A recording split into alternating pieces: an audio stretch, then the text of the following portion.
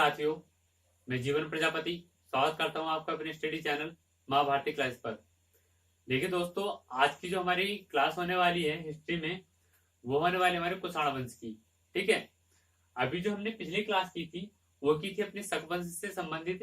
ठीक है, तो आज की जो हमारी क्लास होगी वो कुषाण वंश से संबंधित होगी। ठीक है, और जो पिछली क्लास है हमारी उसका लिंक मैं आपको डिस्क्रिप्शन बॉक्स में प्रोवाइड करवा दूंगा। ठीक, वहां से आप जाकर के उसको देख सकते हैं। आगे देखिए, हम आज अपना जो है आज का सेशन स्टार्ट करते हैं। क्या है आज की हमारे हमारी जो क्लास है वो क्या कुषाण वंश से संबंधित है। और जो आज हम इसमें पढ़ने वाले हैं, जो भी कुषाण वंश में हुआ था वो सारा कुछ हम आज इसमें पढ़ने वाले हैं। तो देखिए, सबसे पहले बात आती है, अगर हमारा कोई भी वंश चलता है तो उस वंश की स्थापना की बात आती है। ठीक है, कोई भी वंश अगर हमारा स्टार्ट होता है तो उस वंश की स्थापना की बात आती है। तो सबसे पहले अगर हम यहाँ पर बात करें कुषाण वंश की स्थापना की,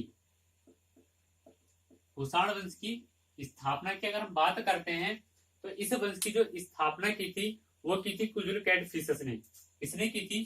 कुजुल कैडफिसस ने। देखिए, एक व्यक्ति हुए हैं, ये कौन थे? कुजुल कैडफिसस।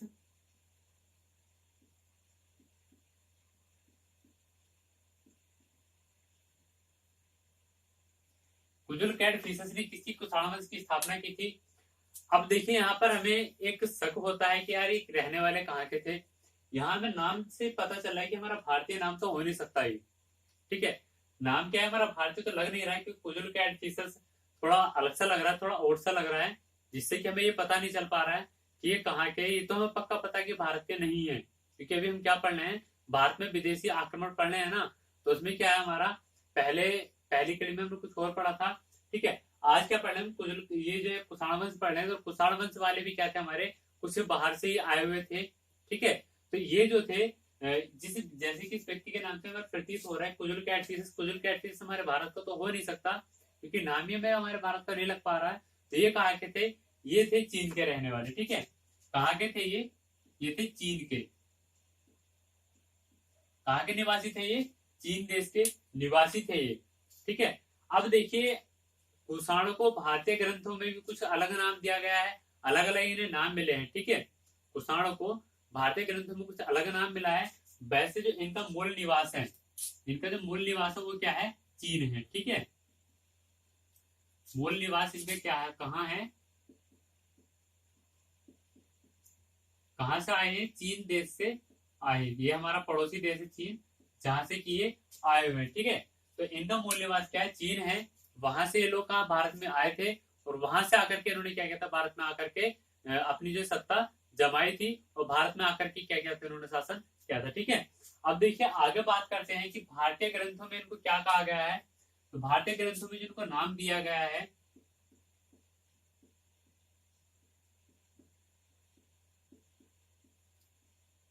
भारतीय ग्रंथों में इनको नाम दिया गया है क्या?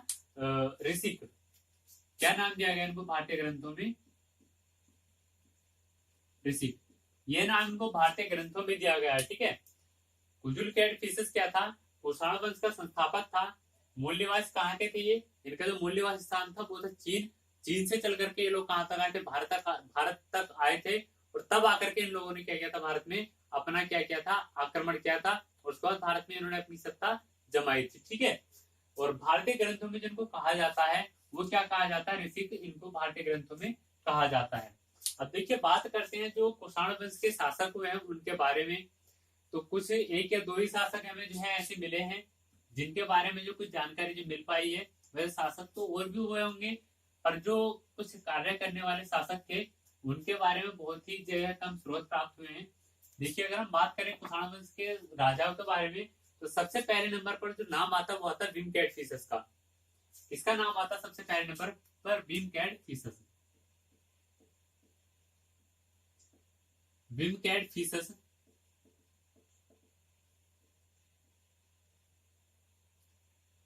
ठीक है, भीम कैडफिसस के बारे में अगर हम पढ़ें तो इसको क्या कहा जाता है, कुषाण वंश का वास्तविक संस्थापक। देखिए, संस्थापक कौन था? संस्थापक जो था वो था कुजुल कैडफिसस, पर वास्तविक संस्थापक यानी कि एक तरीके से कुषाण वंश को आगे ले जाना और उसके उसके उस वंश के लिए कुछ अच्छा कार्य करना। ठीक है, उस वंश को एक तरीके से अस्तित्व में लाना, पूरी जो वर्ड था पूरी दुनिया को दिखाना कि हाँ भी ये भी एक वंश है, तो उसका जो काम किसने किया था, वो क्या था हमारा बिमकैट फीसस ने। ठीक है, कुजुल कैट फीसस का काम किया था उसने, तो बस खाली हाँ इतना किया था कि एक वंश बना दिया था, उसको आगे चलाना उसके बस की बात, उसको आगे नहीं चला पाया, तो उसको जो आगे चलाया, प्रमोट जो किया उसको, वो किसने किया था, सर्वाधिक जो प्रमोट किया था वो किसने किया था, बिमकैट फीसस ने। ठीक है, तो इसी को क्या कहा जाता है, कुषाण वंश का वास्तविक संस्थापक भी किसको कहा जाता है, बिमकैट फीसस को। ठीक है, तो देखिए क्या लिखा जाएगा यहाँ पर, हम लिख लेंगे कुषाण वंश का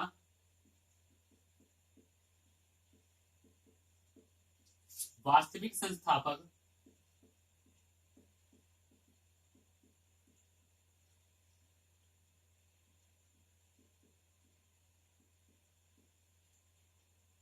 अगर बात आती है तो किसका नाम आएगा हमारे पास, बिमकैट फीसस का। ठीक है, किसका नाम आएगा हमारे पास,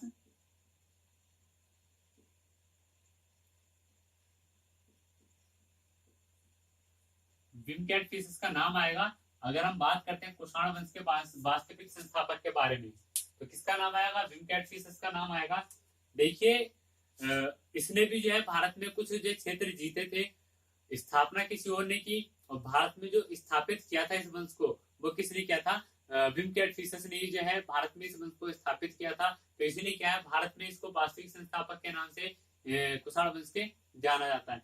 इसने 3 क्षेत्र जो है भारत में जीते थे, किसने, विमकैट फीसस ने 3 क्षेत्र भारत के जीत लिए थे।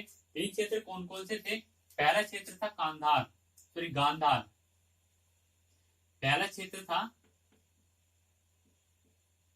गांधार। देखिए, और जो दूसरा क्षेत्र था वो था हमारा पंजाब, दूसरा क्षेत्र था पंजाब, और तीसरा था मथुरा, तीसरा क्षेत्र क्या था, मथुरा। ठीक है, ये 3 क्षेत्र इसने जीते थे। देखिए गांधार, गांधार आपने सुना होगा महाभारत के समय पर, गांधार नरेश का नाम सुना होगा। ठीक है, महाभारत के समय जो गांधार क्षेत्र अस्त में जो आता है, वो आता है हमारा पाकिस्तान में, वो हमारा पड़ता है गांधार। ठीक है, गांधार जो पाकिस्तान में आता है।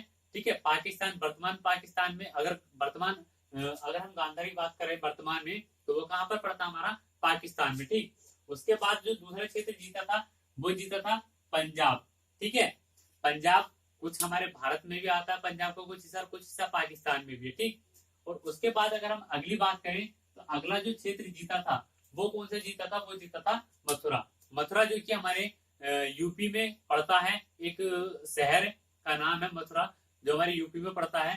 ठीक है, तो ये 3 क्षेत्र क्या थे, जीते थे, किसने, विमकैट फीसस ने।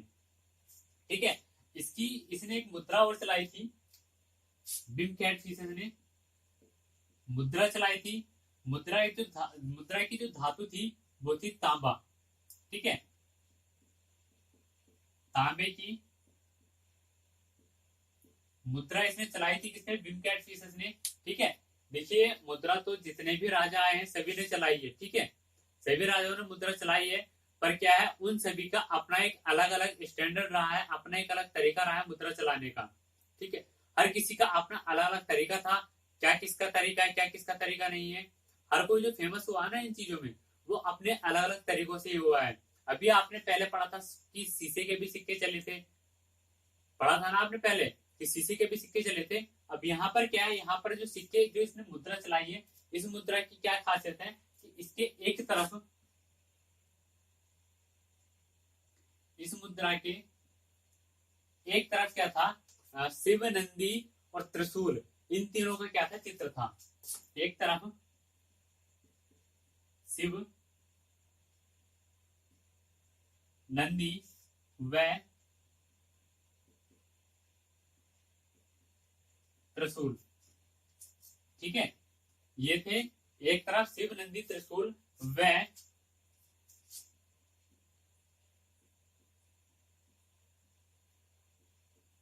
दूसरी तरफ क्या था, देखिए दूसरी तरफ एक नाम उत्कीर्ण था, वो नाम था हमारा महेश्वर।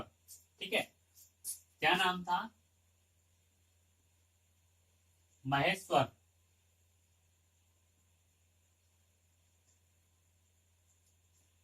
शब्द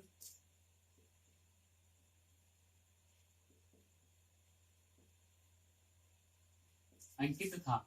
यानी कि इसने जो मुद्रा चलाई थी, मुद्रा की जो धातु थी वो तो थी तांबा, ठीक है, तांबे की मुद्रा चलाई गई थी। और उस मुद्रा में की जो खासियत थी, उसकी खासियत क्या थी, उस मुद्रा की खासियत ये थी कि उस मुद्रा की, अब देखिए अगर हमारे पास सिक्के होते तो उसके भी तो दो सिरे, दो पहलू होते हैं ना सिक्के के।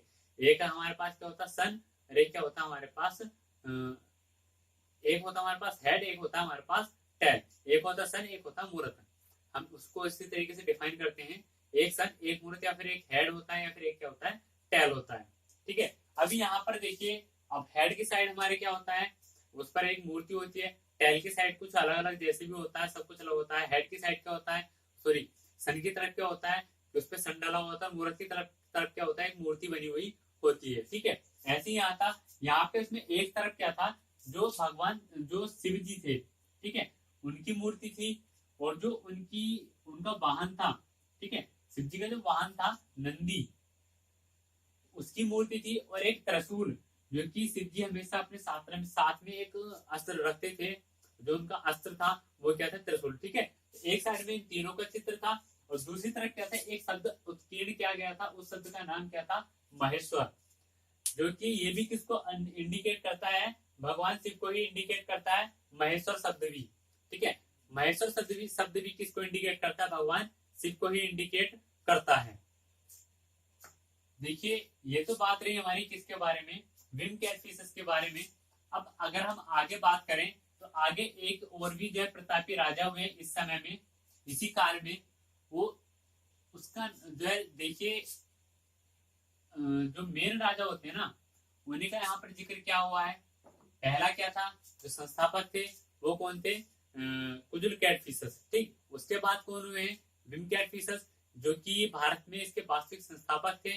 ठीक है, उन्होंने भारत के 3 क्षेत्र जीत लिए थे। क्या थे, गांधार, दूसरा था हमारा पंजाब, तीसरा था मथुरा। ठीक, उसके बाद जो अगला नाम आता है वो नाम आता है कनिष्क का। अगला नाम आता है हमारे पास कनिष्क का। ठीक है, अगला नाम किसका आता है, कनिष्क का। देखिए, कनिष्क जो है, कनिष्क इस काल का, कनिष्क जो है कुषाण वंश का सबसे महान राजा हुआ है। कनिष्क कुषाण वंश का सबसे महान राजा हुआ है।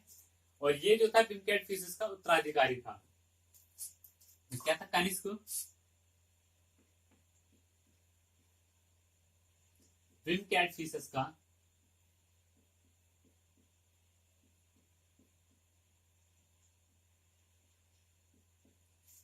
उत्तराधिकारी था।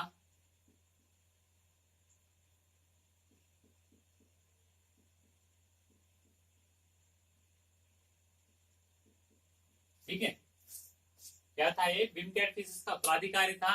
और कुषाण वंश का सबसे महान राजा भी यही हुआ है। ठीक है, क्या है, कुषाण वंश का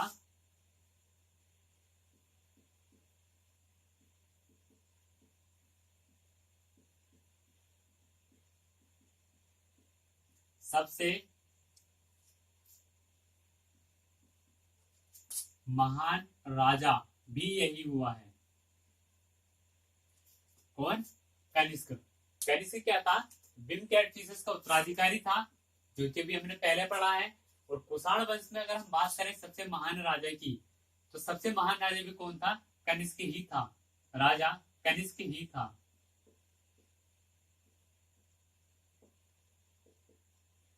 सबसे महान राजा कौन था, कनिष्क ही था। इसका कुषाण वंश का। अब देखिए, इस समय पर अगर हम बात करें यहाँ की कुषाण वंश की राजधानी की, तो कनिष्क के समय पर 2 राजधानियों का यहाँ पर जिक्र किया गया है। 2 कैपिटल्स का यहाँ पर जिक्र किया गया है कनिष्क के समय पर। 2 कैपिटल कौन कौन सी थी, 2 राजधानी कौन कौन सी थी। पहली का जो नाम आता वो आता फिरोजपुर।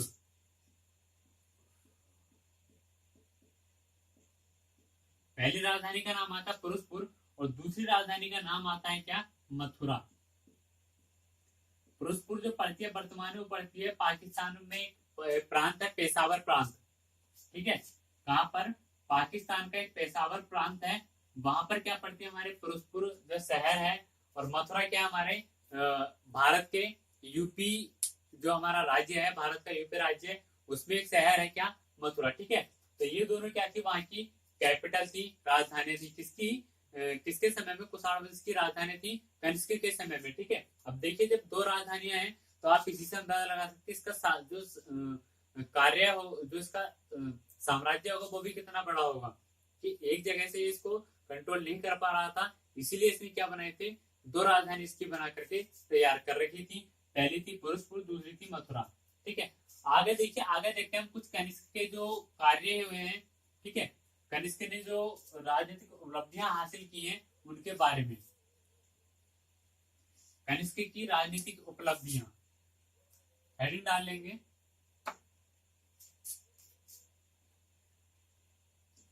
कनिष्क की राजनीतिक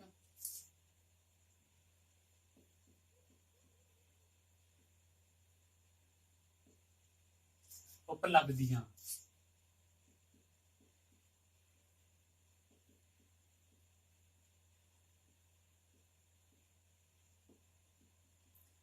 कनिष्क की राजनीतिक उपलब्धियां देखिए, सबसे पहले अगर हम बात करें पहली उपलब्धि की इसकी, तो पहली उपलब्धि थी कि इसकी जो विचारधारा थी वो क्या थी, साम्राज्यवादी विचारधारा थी।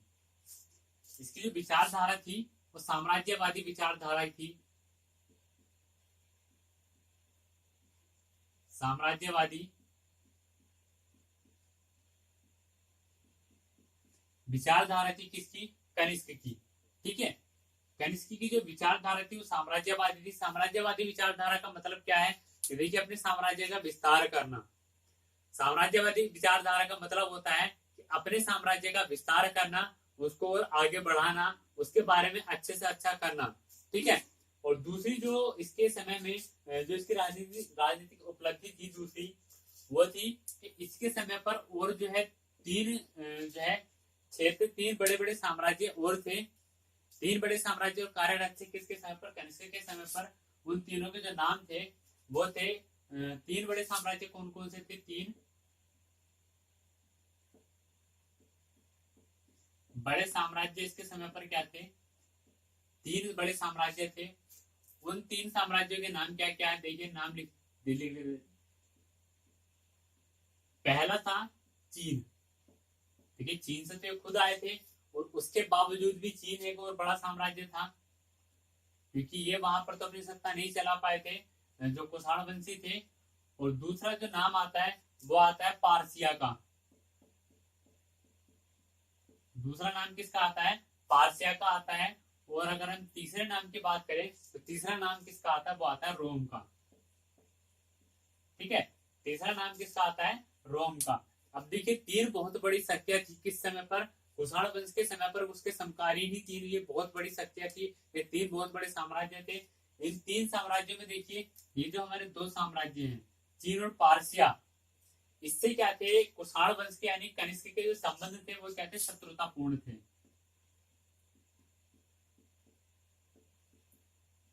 शत्रुतापूर्ण संबंध थे किससे, चीन और पारसिया से। और जो रोम राज्य, जो रोम साम्राज्य था, इससे क्या थे, मैत्रीपूर्ण संबंध थे, किसके, कनिष्क के, मैत्रीपूर्ण संबंध। ठीक है, तो ये बात होगी हमारी इसकी राजनीतिक उपलब्धियों की। राजनीतिक उपलब्धियों में देखिए क्या क्या था, कि इसकी जो विचारधारा थी साम्राज्यवादी विचारधारा थी। और उसके बाद दूसरे नंबर पर अगर हम बात करें तो इसके समय पर ये तीन बड़े साम्राज्य कार्य कर रहे थे। वो कौन कौन से थे, पहला था चीन, दूसरा था पारसिया, तीसरा था रोम। पारसिया को देखिए, पारसिया का एक दूसरा नाम भी है, वो है ईरान। वर्तमान में जो ईरान है, ठीक है, वो पारसिया ही है। जो वर्तमान का ईरान है उसको पहले क्या कहा जाता था, पारसिया कहा जाता था। वर्तमान का ईरान पहले पारसिया था। तो देखिए तीन साम्राज्य थे, चीन और पारसिया यानी कि ईरान। इससे क्या थी, कुषाण वंश का शासक था ये हमारा कनिष्क, इसी का भी बनती रही थी। ठीक है, इनमें क्या होते थे, हमेशा आपसी फूट रहती थी।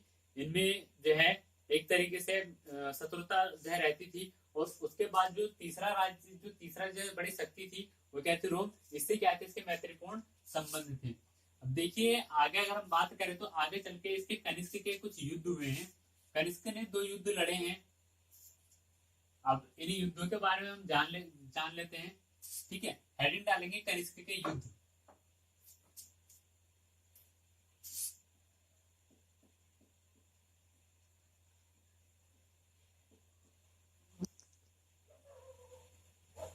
कनिष्क के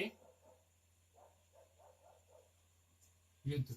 देखिए इसने जो अपने समय में कुल युद्ध लड़े हैं वो लड़े हैं दो युद्ध इसने लड़े हैं। कितने युद्ध लड़े हैं? 2 युद्ध। ठीक, अब 2 युद्धों में पहला युद्ध जो था वो लड़ा था इसने चीन के ही एक राजा थे उनसे लड़ा था। दूसरा युद्ध जो लड़ा था वो पारसिया वालों से लड़ा था, क्योंकि देखिए 2 से इसके जो शत्रुतापूर्ण संबंध थे, एक चीन से एक पारसिया से। अब दोनों से ही इसने क्या किया है, युद्ध लड़े हैं। अब देखिए सबसे पहला, अब हम बात करते हैं इसके पहले युद्ध की। ठीक है, तो प्रथम युद्ध हेडिंग डाल लेंगे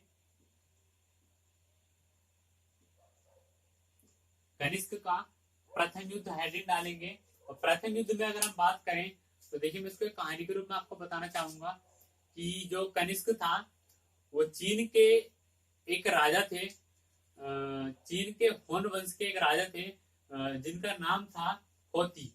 ठीक है, चीन के होन वंश के राजा थे जिनका नाम था होती। उनकी एक पुत्री थी, यानी कि उनकी एक राजकुमारी थी, जिससे कौन कनिष्क विवाह करना चाह रहा था। ठीक है, कनिष्क विवाह करना चाह रहा था किससे? चीन के होन वंश के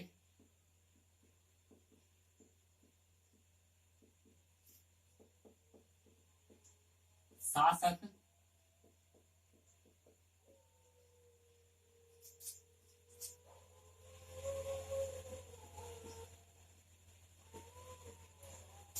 होती की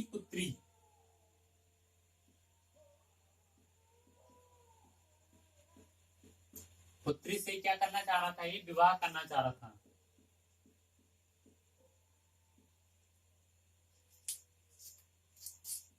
किससे? चीन के होन वंश के शासक थे, कौन थे? होती, जिनका नाम क्या था? होती था। इनकी एक पुत्री थी, ठीक है, उससे विवाह कौन करना चाह रहा था? कनिष्क। ठीक है, कौन विवाह करना चाह रहा था? कनिष्क। अब देखिए आगे चल के अब युद्ध का कारण क्या हुआ था। यहां से क्या हुआ था, कनिष्क ने अपने दरबार से एक जो हम राजदूत भेजते हैं उसको भेजा। कहां पर? होती के दरबार में। किसके? होती के दरबार में।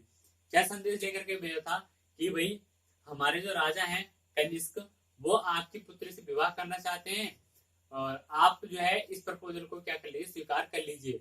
अब वहां पर क्या हुआ, होती ने क्या किया था, इस प्रपोजल को जो है स्वीकार नहीं किया था, इसको जो है ठुकरा दिया था। अब वो बात जो थी कनिष्क के मन पर लग गई, यार इसने मेरा जो है एक प्रपोजल ठुकरा दिया। वो जो है उसको कनिष्क को इतनी बुरी लगी कि उसने क्या किया, फिर आगे चल के युद्ध लड़ा है।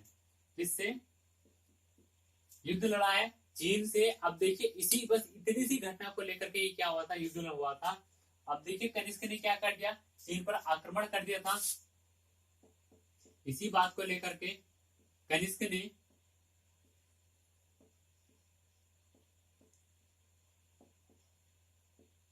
चीन पर आक्रमण कर दिया। ठीक है,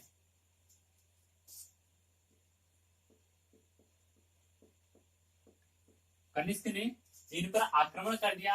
अब आक्रमण तो हुआ, पर देखिए उसमें क्या हुआ था, उस आक्रमण में जो हार हुई थी वो हार भी किसकी हुई थी? कनिष्क की ही हुई थी। पहले युद्ध में जो कनिष्क ने चीन पर आक्रमण किया था, किसके? उस समय क्या था, देखिए ये कनिष्क जो था अपना होश खो बैठा था। क्यों? क्योंकि देखिए इसने प्रपोजल भेजा, वो प्रपोजल इसका ठुकरा दिया गया था। अब अगर किसी को आप भी अगर किसी को प्रपोजल कोई भेजते हैं और वो ठुकरा दिया जाता है तो क्या होता है, आपको भी गुस्सा आता है ना, यार मैंने इसके पास एक समझौते के जो है इसके पास एक प्रपोजल भेजा था, उसने वो प्रपोजल मेरा ठुकरा दिया या फिर उसको कोई मान्यता नहीं दी, तो आपको भी थोड़ा बहुत गुस्सा आएगा। वही जो इसके साथ हुआ था, पर इसने जो गुस्से में क्या अपना होश भी खो बैठा था, उसने क्या किया, चीन पर बिना कुछ सोच समझे क्या कर दिया, आक्रमण कर दिया। अब देखिए वहां पर क्या था, होती का एक सेनापति था, इसका सेनापति, इसका क्या था, सेनापति था, जिसका नाम क्या था, सेनापति का नाम था पांचाओ। कौन था सेनापति? पान चाओ। ठीक है, सेनापति का नाम क्या है? पांचाओ। इसने क्या किया था? इस सेनापति ने कनिष्क को क्या क्या कर दिया था? हरा दिया था। ठीक है, पांचाओ ने कनिष्क को हरा दिया था, यानी कि कनिष्क इस युद्ध में क्या हो गया था? पराजित हो चुका था। ठीक है, पांचाओ से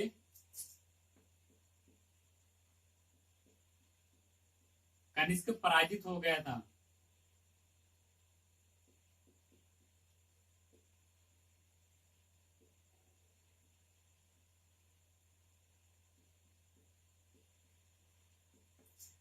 देखिए, ये जो है सेनापति भी कोई छोटा मोटा नहीं था, काफी अच्छा जो है समझदार था। और क्या था, इसने भी मौके का फायदा उठाया। क्यों? क्योंकि कनिष्क तो बिना कुछ सोचे समझे बस जोश में होश खो बैठा और चलिए साहब आक्रमण करने के लिए। और वहां पर देखिए, कभी भी अगर हम कोई भी जो युद्ध लड़ते हैं ना, तो उसके लिए सबसे पहले हमें क्या बनानी पड़ती है? तो रणनीति बनानी पड़ती है। ठीक है, रणनीति के तहत अगर हम कार्य करते हैं तो वहां पर हम हमेशा विजयी होकर के आते हैं। अब यहाँ पर क्या हुआ? इसलिए जोश में होश को बैठा, उसके बाद रणनीति रणनीति कुछ नहीं बनाई और चलिए साहब युद्ध करने के लिए। युद्ध का परिणाम तो फिर पहले से ही निश्चित था, हार होनी थी, हार हो गई, वापस ही साहब लौट करके आ गए। ठीक है, किसने हराया? पांचाओं ने। किसका सेनापति था? होती का। ठीक, उसके क्या था, कुछ समय के बाद ही क्या होता है, इसकी पांचाओं की किसी बीमारी के कारण क्या हो जाती है? मृत्यु हो जाती है। ठीक है, किसी कारणवश पांचाओं की क्या हो जाती है? मृत्यु हो जाती है। तो देखिए, फिर कनिष्क को फिर से एक मौका मिलता है वहां पर आक्रमण करने का। कहां पर? चीन पर। होती के जो होन वंश था, उस होन वंश के जो है साम्राज्य पर फिर से आक्रमण करने का इसको एक मौका मिलता है। इसके पांचाओं की मृत्यु के बाद। इसकी पांचाओं की मृत्यु हो जाती है कुछ समय के बाद, और उसकी मृत्यु के तुरंत बाद ही इसको कुछ समय मिलता है। ठीक है, ये फिर से क्या करता है? आक्रमण करता है। तो क्या लिखेंगे? पांचाओं की मृत्यु।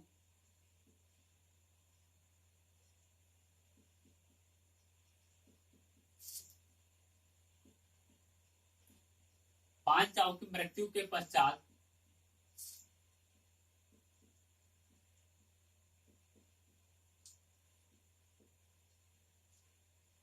कनिष्क फिर से चीन पर आक्रमण करता है।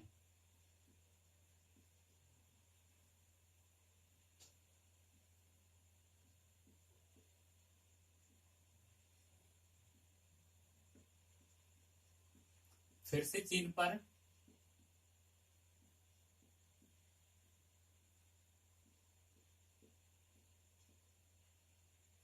आक्रमण करता है। इस बार देखिए क्या होता है, ये जो है सफल हो जाता है अपने इस आक्रमण में। क्यों? क्योंकि देखिए, ये जो उसकी जो होती का जो मेन व्यक्ति था, वो तो रहा ही नहीं। होती का जो मेन व्यक्ति था पांचाओ, वो तो रहा ही नहीं, उसकी मृत्यु हो चुकी थी। जो उसका सेनापति था, तो वो भी कमजोर हो चुका था होती। ठीक है, तो क्या था, इसने उस मौके का फायदा उठाया, आक्रमण किया, और इस आक्रमण में क्या हुआ? कनिष्क की क्या हुई? विजय हुई। इस आक्रमण में क्या हुई थी? कनिष्क की विजय हो गई थी। अब विजय का देखिए साफ कारण है। क्यों? क्योंकि जो उसका प्रतापी सेनापति था, उसकी मृत्यु हो चुकी है होती के। अब देखिए, इसने जो है कुछ क्षेत्र जीते थे, और आक्रमण करने के बाद इसने कितने क्षेत्र जीते थे? 5 क्षेत्र। 5 क्षेत्र जीते थे किसने? कनिष्क ने। ठीक है, विजय हुई थी कनिष्क की, उसने 5 क्षेत्र जीते थे। वो 5 क्षेत्र कौन कौन से हैं? देखिए, देख लेते हैं। पहले क्षेत्र की अगर हम बात करें तो वो आता हमारा काशगर। पहला क्षेत्र कौन सा है हमारा? काशगर। ठीक है, दूसरे क्षेत्र की अगर हम बात करें तो वो आता है हमारा यारकंद। दूसरा क्षेत्र आता है हमारा यारकंद। और तीसरे क्षेत्र की अगर हम बात करें तो तीसरा क्षेत्र आता है हमारा खोतान। तीसरा क्षेत्र क्या आता है हमारा? खोतान। और पांचवी सॉरी चौथे की अगर हम बात करें तो चौथा आता है हमारा करा। चौथा आता है हमारा करा। और अगर हम 5 की बात करें, नंबर 5 की, तो नंबर 5 पे आता है हमारा कोची। ठीक है, नंबर 5 पे क्या आता है? कोची। इन पांचों को एक नाम दिया गया था, चीनी तुर्किस्तान। इन पांचों को क्या था? एक नया नाम दिया गया था। क्या नाम दिया गया था? चीनी तुर्किस्तान।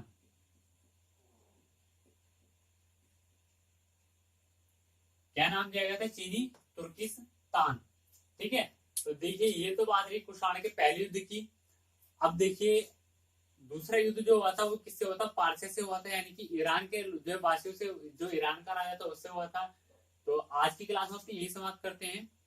अगली क्लास में पढ़ेंगे हम कुषाण कुषाण वंश के शासक कनिष्क का दूसरा युद्ध हुआ था, ठीक है, पारसे के साथ, उसके बारे में पढ़ेंगे। और कुषाण वंश के जो हमारे कुछ राइटर हुए हैं या फिर उसका जो इतिहास है उसके बारे में थोड़ी थोड़ी जानकारी लेंगे अपनी कल की क्लास में। तो देखिए दोस्तों, अगर आज आपको हमारी आज की क्लास पसंद आई हो तो लाइक कर दीजिएगा, शेयर कर दीजिए। और अगर आप हमारे चैनल पर पहली बार विजिट कर रहे हैं तो देखिए चैनल को सब्सक्राइब भी जरूर कर दीजिए और बेल आइकन वाला बटन भी दबा दीजिए, जिससे कि आपको हमारी कोई भी नई अपडेट सबसे पहले मिल जाए और आप सबसे पहले हमारी अपडेट से रूबरू हो जाएं। ठीक है, तो मिलते हैं अपनी अगली क्लास में, तब तक के लिए जय हिंद।